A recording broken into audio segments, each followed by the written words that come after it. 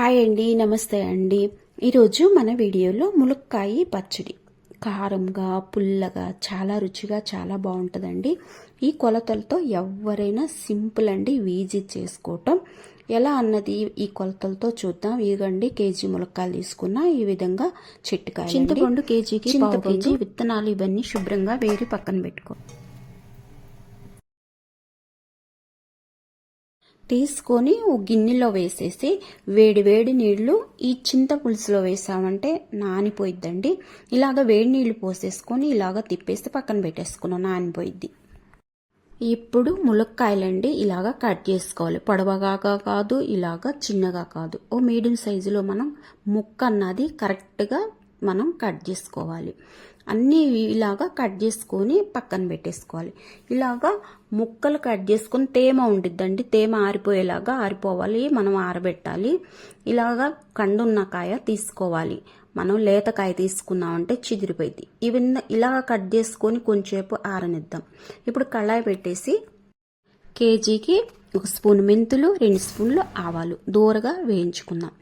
దూరగా వేయించుకొని ఇది ఒక ప్లేట్లో ఆరబెట్టాలండి, ఆరనివ్వాలి. ఆరపోయిన తర్వాత గ్రైండ్ చేసుకోవాలి. మిక్సీ జార్ ఒకటి తీసుకొని మెత్తగా ఇలాగా గ్రైండ్ చేసుకోవాలి. గ్రైండ్ చేసుకొని పక్కన ఉంచేస్తాం.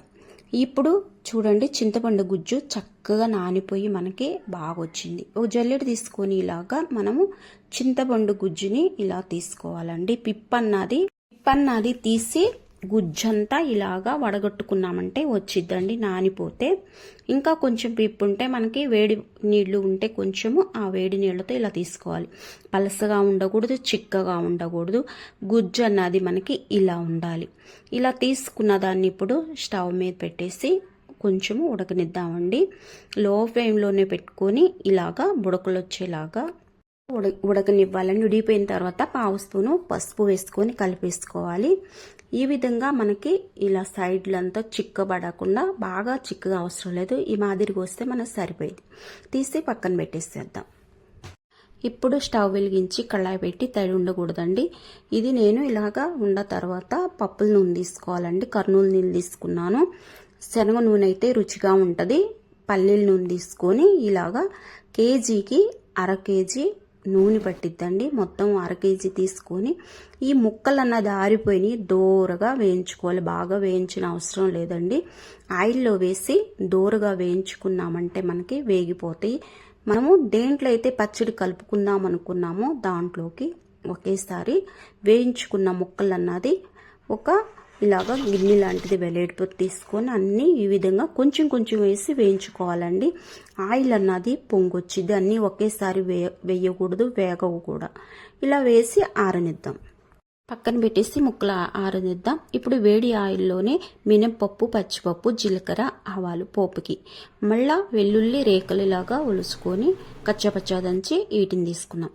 కాగుతున్న ఆయిల్లోనే ఇప్పుడు మనము ఈ పోపు దినుసులన్నీ వేసి దూరగా వేయించుకోవాలి. బాగా వేగిపోతాయండి, వేడిగా ఉంది ఆయిల్ కాబట్టి. వేసిన తర్వాత దూరగా వేగిన తర్వాత వెల్లుల్లి రెబ్బల్ని, ఒక గుప్పెడు కరివేపాకు వేసి, ఒక 8 ఎండుమిర్చి వేసి దూరగా జస్ట్ ఒక సెకండ్ అయితే మనకి వేగిపోయిద్దండి. ఎందుకంటే వేడిగా ఉన్నది కాబట్టి. 1 స్పూను వెంగవ వేసి కలిపేసి పక్కన పెట్టేసేద్దాం. ఇప్పుడు రాళ్ళుప్పుని తీసుకొని వెండబెట్టేసి ఇలాగా గ్రైండ్ చేసుకోవాలి. రాళ్ళుప్పు తీసుకుంటే బాగుంటుందండి. ఇలా గ్రైండ్ చేసుకొని కేజీకి 2 గ్లాసులు, పావు కేజీ ఉప్పు పోసా. మనం గ్రైండ్ చేసుకున్న ఆవు పొడి, మెంతి పొడి వేసేసి మళ్ళా పావు కేజీ కారం అండి. 2 గ్లాసుల కారము, 2 గ్లాసులు ఉప్పు, 2 గ్లాసులు కారము, పావు కేజీ ఉంటుంది కేజీకి. ఈ పొడులన్నీ వేసేసి కలుపుకోవాలండి. ఎలా పడితే అలాగా కలపకూడదు, ముక్క అన్నది చిదిరిపోయిద్ది. ఆరిపోయిన తర్వాతే ముక్కలు కలపాలి వేసి. ఇలాగ ఒక టెక్నిక్తో కింద నుంచి పైకి లేపుతూ చక్కగా కలుపుకున్నామంటే కలిసిపోయిద్ది నిదానంగా. ఎలా పడితే అలా కలిపామనుకో ముక్క అన్నది చిదిరిపోయిద్ది. కలుపుకున్న తర్వాత ఆరిపోయిన చింతపండు గుజ్జుని తీసుకొచ్చి పోద్దాం. అన్నీ ఆరిపోయిన తర్వాత ఈ ప్రాసెస్ అంతా మనము చేయాలండి. వేడి మీద అస్సలు చేయకూడదు, బూజు వచ్చిద్ది, పాడైపోయిద్ది పచ్చడి అన్నది.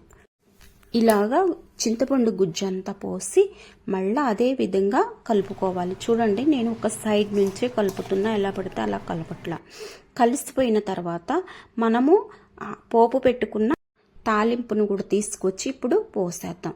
అది కూడా ఆరిపోయిందండి. ఇది ఆరిపోయిన దాన్ని మొత్తం తీసుకొచ్చి పోసి కొంచెంసేపు అది కూడా కలిసిపోయేలాగా జస్ట్ ఒక సెకండ్ కలిపామంటే ఆయిల్ మొత్తం కలిసిపోయిద్దండి. చక్కగా కలుపుకొని ఈ విధంగా కలిసిపోయేలాగా ఒక సైడ్ నుంచి కలుపుకున్నామంటే ఆయిల్ అన్నది పోపు అన్నది మనకి చక్కగా ముక్క పట్టేసింది. ఇదిగో చూడండి, ఇలా పట్టేసిన దాన్ని ముక్కలు అన్నది పైకి లెగవకుండా నీట్గా ఉంచేసి మూత పెట్టేసి 3 రోజులు ఉంచామంటే మనకి బాగా మాగిపోయి ముక్కకు పట్టేసి బాగుంటుంది. 3 రోజుల తర్వాత చూడండి, 3 రోజుల తర్వాత చూడండి బాగా మాగిపోయి ఆయిల్ అంతా సపరేట్ అయ్యి నాకు అన్నీ కరెక్ట్గా పర్ఫెక్ట్గా సరిపోయింది. చాలా పోతే ఉప్పు కారం కలుపుకోవచ్చు.